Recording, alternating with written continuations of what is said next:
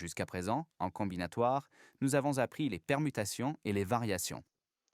Pour les permutations, si nous nous souvenons, nous avons arrangé tous les éléments, n'est-ce pas?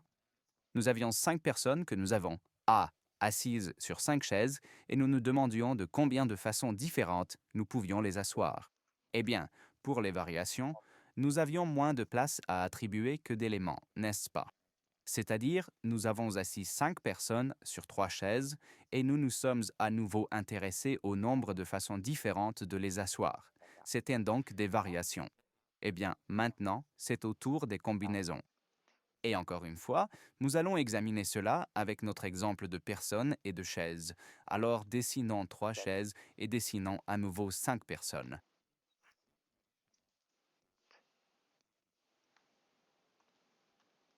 Donc, des éléments dans ce cas, nous en avons 5. Nous avons 5 personnes, n et 5. Les places sont 3, c'est-à-dire 3 chaises, R et 3. Non? Et si nous nous intéressons au nombre de façons différentes de placer ces 5 personnes, nous avons calculé les variations, n'est-ce pas? Nous avions des variations dans ce cas. Parmi les éléments de l'ordre R, ou parmi 5 éléments, nous avons placé 5 éléments sur 3 places, ou les avons arrangés sur 3 places. Nous avons généralement fait cela en écrivant n factoriel divisé par n moins r factoriel. Alors, dans notre cas, quel résultat obtiendrions-nous? N factoriel ou 5 factoriel divisé par 5 moins 3, ce qui est 2 factoriel. Eh bien, si nous calculons cela, nous obtenons 60. Alors, que signifie ce nombre 60? Si je nomme ces personnes, n'est-ce pas, si je dis que c'est la personne A, B, C, D et E. Et disons que je place d'abord ces 3 personnes, c'est-à-dire A, B, C. Les variations me disent de combien de manières différentes, n'est-ce pas, l'ordre est important, je peux les asseoir. Donc, si j'écris pour ce petit groupe de 3 personnes, n'est-ce pas, A, B, C. Et si nous imaginons, je vais l'écrire un peu plus bas, si nous imaginons que ce sont des tours, n'est-ce pas, nous avons donc 3 chaises comme ça. Comment puis-je maintenant les organiser? Oui, la première possibilité est ainsi A, B, C. La possibilité suivante est A, C, B.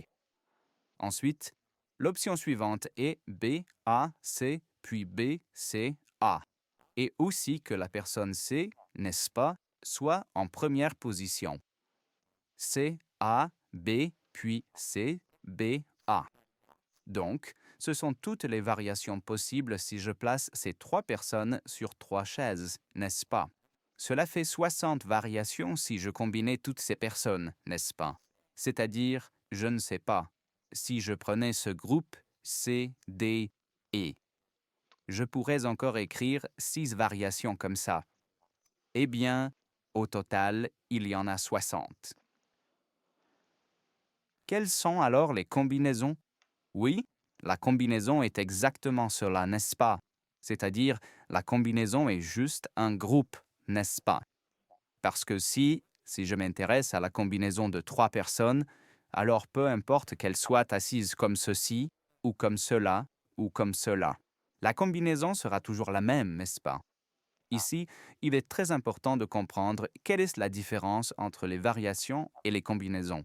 Et les variations sont ceci, n'est-ce pas? C'est-à-dire qu'ici, l'ordre est important. Dans les combinaisons, par exemple, ceci est une combinaison, cela pourrait être une autre combinaison, et l'ordre n'est pas important. Et si nous sommes intéressés, si nous sommes intéressés par cette donnée, c'est-à-dire comment nous pouvons combiner différents éléments, alors nous le calculons selon la formule suivante, c'est-à-dire C comme combinaison en anglais. N et R encore. Donc, il s'agit de combinaisons de n éléments de rang R. Nous calculons cela en divisant la factorielle de n par la factorielle de n moins r et en multipliant par la factorielle de r.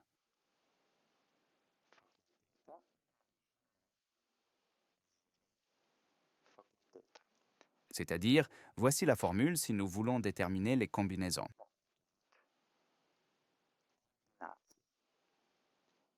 Nous connaissons une autre façon de calculer cela. Bon, prenons notre exemple. Avant de dire la dernière chose, calculons maintenant la combinaison. Combien de combinaisons différentes existent-il si j'ai 5 personnes et je veux les asseoir sur ces 3 chaises? Donc, je me demande, qui parmi ces 3 va s'asseoir ensemble? Donc C, et je regarde ici N, c'est 5, R est 3. Et maintenant, je calcule selon cette formule, c'est-à-dire que j'ai en haut au numérateur 5 factoriel n moins r. Donc, c'est 5 moins 3, ce qui fait 2 factoriel fois r factoriel, qui est 3 factoriel. Non. Et si j'écris tout cela maintenant, j'ai 5 fois 4 fois 3 fois 2 fois 1, divisé par 2 fois 1 fois 3 fois 2 fois 1. On voit que cela se simplifie, et la réponse est 5 fois 4, ce qui fait 20. 1, cela fait 20, divisé par 2, c'est 10. Il existe donc 10 combinaisons différentes pour que je puisse asseoir 5 personnes sur 3 chaises, n'est-ce pas? Donc, peu importe. Les variations ne sont pas importantes maintenant. Il est important de savoir qui est ensemble, comme je l'ai entouré ici. Cela signifie que cela peut être A, B, C, cela peut être B, C, D, cela peut être C, D, et ainsi de suite. Vous pouvez essayer vous-même de trouver toutes les combinaisons de ces 10 personnes pour vous entraîner. Non, j'ai mentionné plus tôt que nous pouvons écrire les combinaisons ou cette formule sous une forme légèrement différente, à savoir N sur R. Запишемо таке. Н над Р. Non, et cela s'appelle le symbole binomial. Plus sur le symbole binomial Вече A dans la більше prochaine vidéo. символу Павла на сліднім відео.